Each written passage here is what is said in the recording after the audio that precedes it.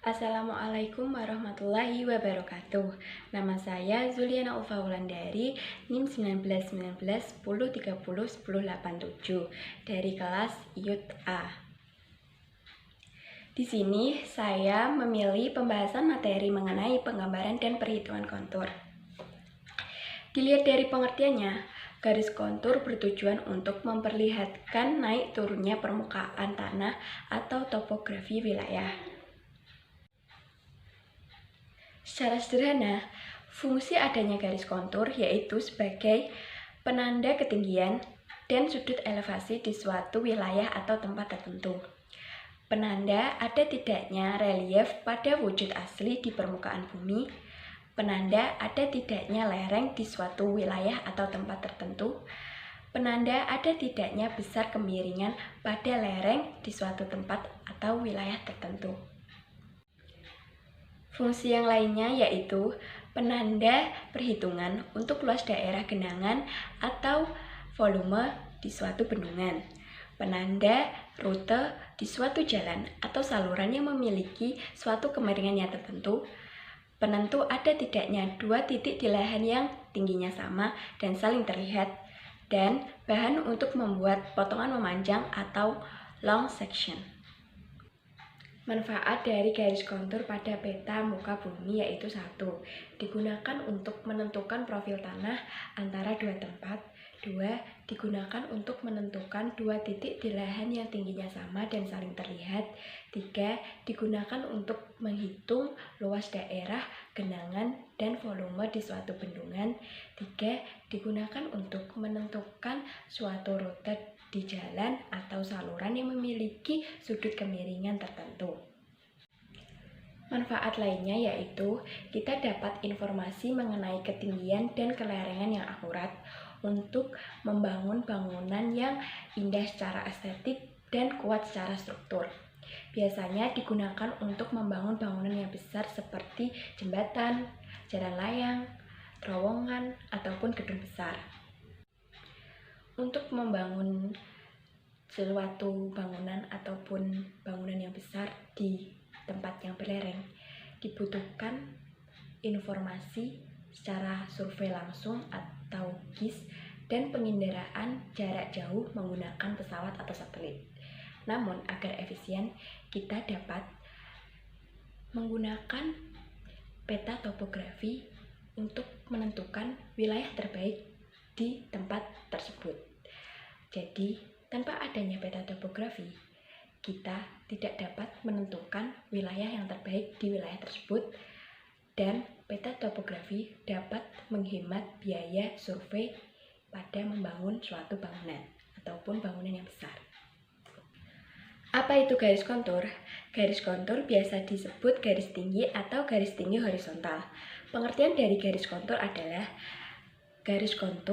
adalah garis imajiner pada suatu wilayah atau area di peta yang menghubungkan dan memperlihatkan beberapa titik yang ada pada peta yang memiliki ketinggian yang sama.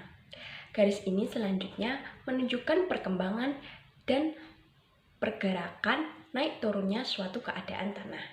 Misalnya, garis kontur ini ditunjukkan dengan angka 25 meter. Berarti, garis kontur ini akan menghubungkan titik-titik yang memiliki sudut elevasi yang ketinggian yang sama, yaitu 25 meter.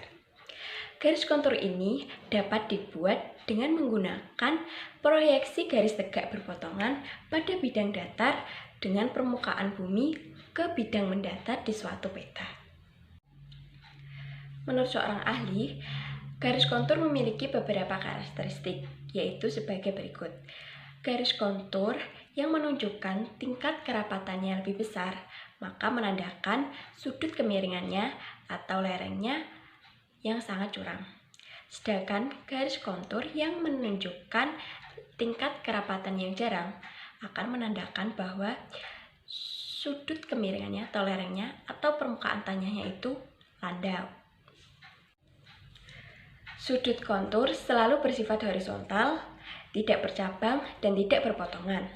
Sudut kontur selalu berbelok-belok dan selalu mengikuti arah sudut kemiringan atau lereng pada suatu lembah. Sudut kontur juga selalu tegak lurus terhadap aliran air yang mengalir pada permukaan tanah. Garis kontur berbentuk kurva tertutup. Garis kontur akan menjorok ke hulu jika melewati aliran sungai. Garis kontur akan menjorok ke jalan jika melewati permukaan jalan. Namun, garis kontur akan tidak terlihat jika melewati suatu bangunan. Garis kontur memiliki sajian indeks yang berbeda-beda, mengikuti pola topografi di suatu wilayah tertentu. Garis kontur yang bernilai rendah selalu mengikuti garis kontur yang bernilai tinggi. Garis kontur yang bertanda U selalu menandakan pegunungan atau gunung, sedangkan garis kontur yang bertanda V selalu menandakan suatu lembah atau jurang. Macam-macam garis kontur. Yang pertama, interval kontur. Interval kontur menunjukkan perbedaan elevasi atau sudut kemiringan antar dua garis kontur yang berdekatan. Yang kedua, indeks kontur. Indeks kontur menunjukkan garis kontur yang berkelipatan tertentu. Misalnya, kelipatan 1 meter, 5 meter, 10 meter, dan seterusnya. Rumus dari indeks kontur yaitu I sama dengan 25 per panjang 1 km di peta. Satuannya yaitu meter. Metode pembuatan garis kontur. Pertama-tama, kita melakukan plotting atau penentuan lokasi di sejumlah titik yang kita peroleh melakukan observasi, survei, atau pengukuran secara langsung di lapangan. Selanjutnya, kita menentukan titik-titik dengan sudut elevasi atau ketinggian yang sama. Hal ini dapat dilakukan dengan cara numerik, taksiran, dan grafis. Kemudian, menentukan sudut elevasi atau ketinggian tertentu dengan menggunakan perbandingan linear antara dua titik yang memiliki sudut elevasi yang akan kita cari. Maka, garis kontur dapat diperoleh dari perbandingan siku-siku dari sejumlah titik yang telah ditentukan. Terakhir, dengan melengkapi peta dengan simbol kartografi. Studi case yang saya ambil berasal dari daerah Semarang, Kabupaten Kendal, dan Boyolali, yaitu analisis penggunaan panjang baseline terhadap pengukuran situasi dengan menggunakan GNSS. Pertama-tama, kita menyiapkan alat dan bahan, yaitu sebagai berikut.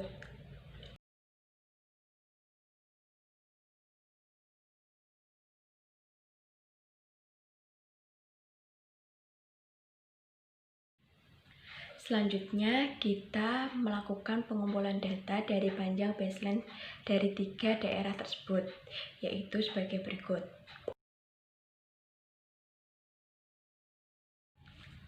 Selanjutnya, kita melakukan pengamatan GPS dengan menggunakan 2 metode.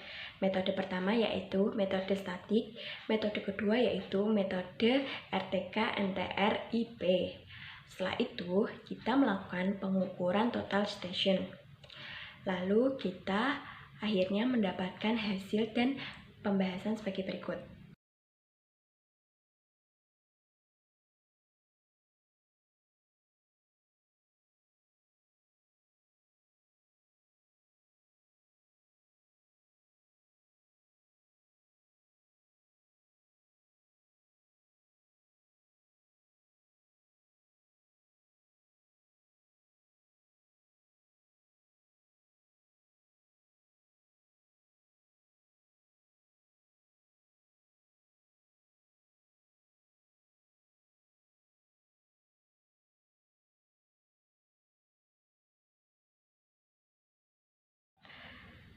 Dari pembahasan hasil dan analisis dari penelitian ini, ada beberapa saran, yaitu untuk penelitian ini dilakukan pada tempat yang terbuka. Untuk penelitian selanjutnya, sebaiknya penelitian ini dilakukan pada tempat yang memiliki obstruksi yang tinggi, dan perlu adanya kajian lebih lanjut mengenai solusi pengukuran menggunakan RTK-NTR-IP. Ilmu yang kita dapat dari mempelajari ilmu ukur tanah antara lain yaitu: 1. Kita dapat melakukan pemetaan lokasi dari daerah daratan maupun perairan. Kita dapat menentukan luas daerah yang dimiliki seperorangan ataupun negara ataupun dunia. Lalu kita dapat menentukan peta navigasi penghubung antara daratan, perairan, maupun jalur udara. Jadi, apa yang perlu kita perhatikan dalam mempelajari ilmu ukur tanah ini, yaitu bagaimana kita melakukan pengolahan data, pengamatan lokasi, menganalisis bentuk permukaan tanah, serta cara kita memberi hasil dalam pengukuran penelitian.